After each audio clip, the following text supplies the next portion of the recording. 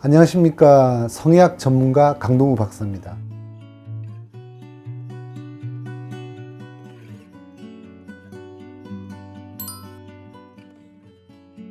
아주 재미있는 표현이 있어요. 부부관계는 불황에 바뀐다, 이런 표현이 있어요. 어쩔 수 없이 가족과 함께 있을 시간이 많거든요. 근데 이 시기가 한편으로는 굉장히 좋은 기회이기도 하고 또 나쁜 위기가 되기도 합니다. 어떻게 부부가 대처하냐에 따라서 가까운 관계에 시간을 보내면서 새로운 감정이 싹트기도 하고요.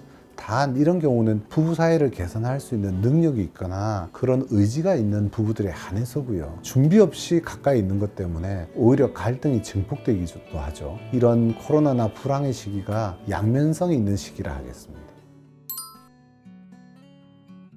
일반적으로 20대에는 몇 번 한다, 30대에는 몇 번 한다, 이런 식의 얘기들은 비전문가들이나 할 얘기고요. 근데 횟수가 극단적으로 침해되는 경우, 월 1회 이하, 연으로 치면 10회 미만 정도가 된다면 이거는 섹스리스라는 문제의 어떤 현상으로 봐야 됩니다. 결국 이럴 때 어떤 우리가 성기능 차원의 문제가 있는지, 부부 사이에 애정에 금이 가고 있는 건 아닌지 정상과 비정상의 기준선을 그렇게 잡으시면 돼요. 두 번째, 보통 정상이라고 하는 성형에서 가장 남자들이 많이 신경 쓰는 건 시간을 얘기하는데 어떤 분들은 과장해서 1시간을 한다 이런 얘기들은 허풍이고요. 국내외를 막론하고 정상적인 삽입 성형의 시간은 5분에서 7분입니다. 중간값은 5.4분이고요. 그래서 5분에서 7분보다 훨씬 짧은 조루 환자라면 치료를 받을 필요 있고요. 15분에서 20분을 넘어가면 그거는 지루라는 병으로 봅니다. 대표적으로 남자들에게 가장 많은 성기능 장애는 조루, 다음이 발기부전, 그 다음이 지루, 이런 식의 열거를 할 수 있겠죠. 조루란 건 굉장히 사정이 빠른 것, 보통 3분 미만의 성형일 때 조루라고 하고요. 발기부전은 발기가 잘 안 돼서 또는 도중에 발기가 유지되지 못하고 풀려버린 경우를 합쳐서 발기부전이라고 하는 것이고요. 자위 때는 잘 되는데 성형일 때 안 되니까 나는 정상이라는데 그게 아니고 상대방 앞에서 정상적으로 어떤 반응을 나오느냐가 중요하기 때문에 이걸 기준해서 판단하는 거죠. 지루는 실제 성형에서 사정이 잘 안 되거나 너무 지연될 때 이런 거를 지루라는 질병의 진단 체계에 넣기도 하죠. 성기능 장애의 가장 많은 형태의 남성의 조루 같은 경우는 거의 30%에 육박한다고 보고 있고요. 발기부전도 거의 20-30% 정도를 바라보고 있고요. 상대적으로 지루가 좀 적어요. 1%에서 한 3% 정도. 일반적으로 치료를 한 곳이 많지 않기 때문에 환자분들이 치료법이 없는 줄 알고 굉장히 좌절을 많이 하는데, 전문가를 제대로 만나면 지루는 치료가 굉장히 잘 되는 질환이기도 합니다. 여성의 경우에는 대표적인 성기능 장애가 성욕저하증, 그리고 성교통, 불감증, 분비장애, 이렇게 얘기할 수 있고요. 남자들에 비해서 여자분들은 성기능 장애가 여러 개가 중복 섞여서 나타나는 경우가 많아요. 쉬운 예로 분비장애가 있는 여성이 당연히 성교통이 있을 수 있고요. 결국에는 2차적인 성욕 저하에도 빠지기도 하고 해서 여성 성기능 장애의 특징이라 하겠습니다.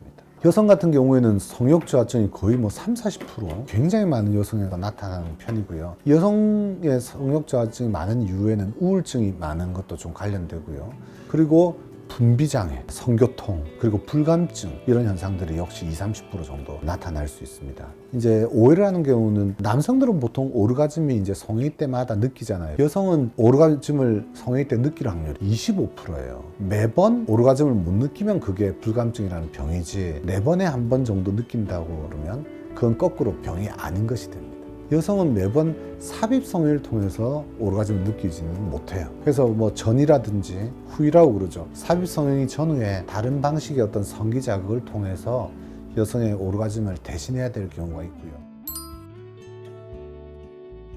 성기능 장애는 굉장히 복잡한 그런 원인 체계를 갖고 있습니다. 대표적인 원인이 바로 심리적인 문제, 또는 신체적인 문제, 혈관, 호르몬, 신경, 비뇨기계의 문제, 이런 문제들이 들어가고요. 인간관계적인 문제, 굉장히 내성적이거나 자폐적인 성향 또는 성격 장애자들 같은 경우에 성생활이 상당히 불안정하지. 그래서 치료 또한 이 심리적인 문제, 신체적인 문제를 따로 보면 안 돼요. 심지어 당뇨 등이 있어서 발기력이 안 된다 해도요, 한 번 안 되기 시작하면 심리적으로 또 안 될까 봐 하는 수행불안이라고 그래요. 2차적으로 따라 붙습니다. 그래서 제일 올바른 치료는 신체적인 원인을 치료하면서 심리적으로 2차적으로 따라붙은 수행불안을 함께 치료해내서 실질적인 재활 치료를 하는 거죠.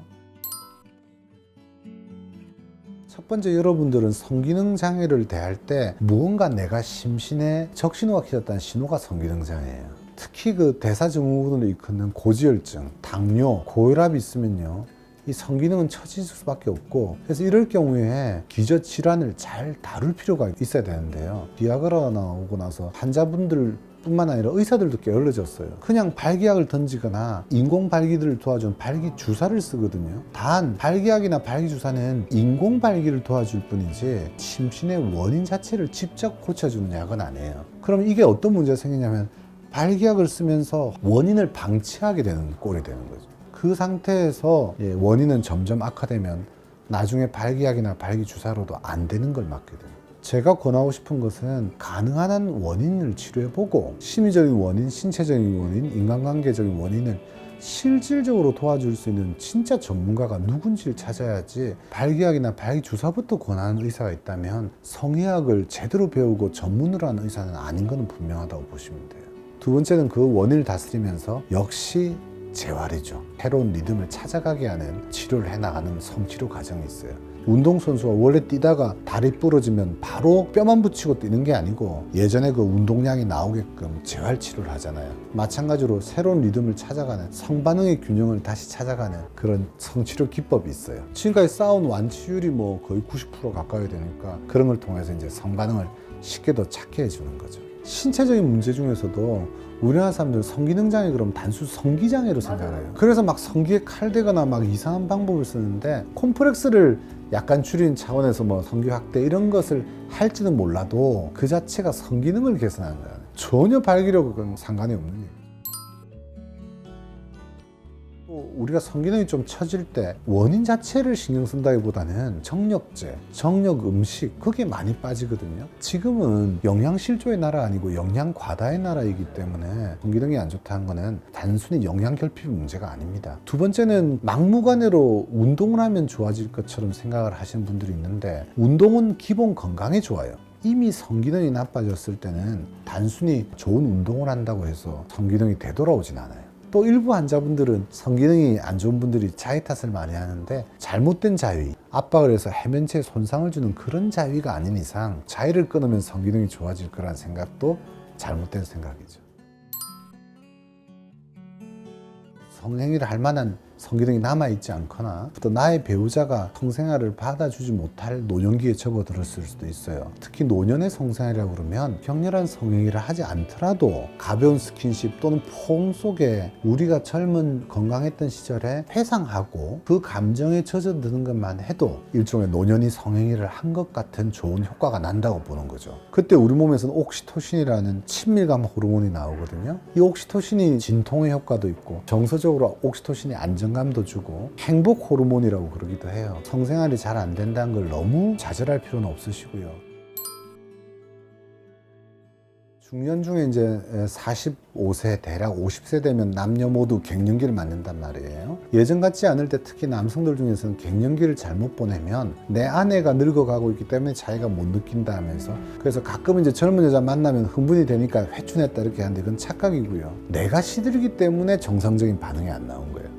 그래서 특히 요즘은 갱년기 이후에 거의 절반, 30-40년을 살아야 된단 말이에요. 그래서 특히 갱년기에 대처법을, 기저질환이 있다면 통인병을 잘 다룰 필요가 있고요. 갱년기 치료를 좀 열심히 받을 거를 강력히 권하고 싶어요. 세 번째, 이제 젊은 친구들 같은 경우에는 아예 비혼주의, 혼술, 혼밥족 이런 경향이 꽤 많거든요. 어쨌거나 인간은 사회적인 동물이기 때문에 가장 그 기초 사회라는 것 자체가 부부거든요. 이 성생활이 단순히 정력 또는 뭐 쾌락의 문제가 아니고 나와 이렇게 인생을 같이 가는 좋은 동반자와의 친밀 관계의 행동이란 말이에요. 기본적으로는 결혼도 아예 하지 않겠다 이런 분들이 당장은 편리하다는 생각을 할 수도 있지만, 언젠가는 심리적으로 굉장한 공허감, 고립감에 빠집니다. 그래서 남녀 간의 그 친밀 관계를 형성하지 못한다면 이게 왜 그런 건지 전문가를 통해서 밝혀서 건강한 이성 관계 또는 결혼 관계에 대해서 좀 생각할 필요가 있어요. 성기능 장애는 근원적으로 내 건강의 상징입니다. 그래서 기본적으로 본인의 건강을 여러 각도에서 잘 다루는 것이 훌륭할 것이고요. 여러 가지 성인병을 예방하시는 행동을 하신다 생각하면 되고요. 가장 좋은 생활 습관이 뭐냐 하면 유산소 운동. 아주 쉬운 예로 저희 병원에 지금까지 역사상 현역 축구 선수는 단 한 명도 없었어요. 축구가 굉장한 유산소 운동이잖아요. 그죠? 결국에는 남성의 발기도 혈류순환이고 여성의 분비도 혈류순환에 따라서 혈장이 분비로 빠져나온 거거든요.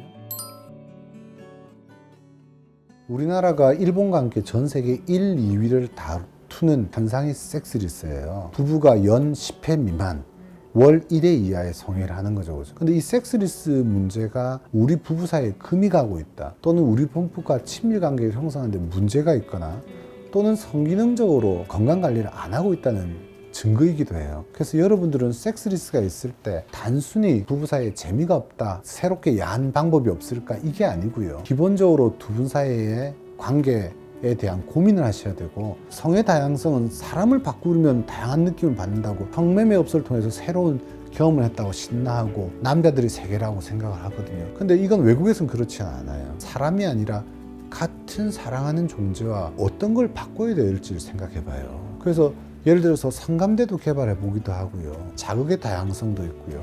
또 뭐 체위 문제도 있고 환경의 문제도 있거든요. 근데 우리나라 사람들은 뭐 변화 그러면 뭐 이벤트 한다고 뭐 야한 속옷 사 입는다든지 또는 뭐 이상한 포르노 틀고 해보다든지 여행 가서 갑자기 분위기를 쇄신하려고 그러는데, 그런 방식보다는 현재 우리 집에서 부부는 자녀와 철저하게 분리되어야 되고요. 어떻게 성을 다양하게 할 수 있는 건지 그런 노력을 하셔야 되고, 그런 노력이 잘 안 되면 저희 같은 전문가를 찾아와서 부부의 다양성을 좀 배울 필요가 있을 것 같아요.